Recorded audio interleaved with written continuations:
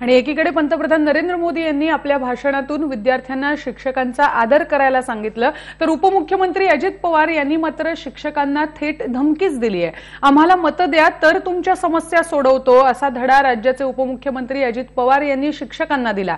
पुण्यातल्या कार्यक्रमात अजित पवार बोलत होते। लवकरच विधानसभा निवडणुकीची आचारसंहिता सुरू होईल, त्यावेळी प्रचाराचा धुराळा उडणार आहे। मात्र अजित पवार यांनी त्याआधीच सरकारी कार्यक्रमात शिक्षकांना मत द्या तरच त्यांच्या समस्या सोडवू असं म्हटलंय। भविष्यात देखील शिक्षणाच्या अडीअडचणी सोडवण्यासाठी आम्ही कटिबद्ध राहू अशी मी ग्वाही आपल्याला सगळ्यांना देतो। पण त्याकरता तुम्हालाही एक काम करावं लागेल, कारण 2-4 दिवसात आचारसंहिता सुरू होईल, निवडणुकीची धामधूम सुरू होईल। पुन्हा तुम्हाला पुढचे तुमचे सगळे अडीअडचणी सोडवण्याच्या करता आम्हाला परत निवडून द्यावं लागेल। त्याशिवाय प्रश्न कसे सुटणार? आता आम्हाला इतका अनुभव आलाय 15 वर्षात। तर निवडणुका जवळ आल्या की आरोप होतच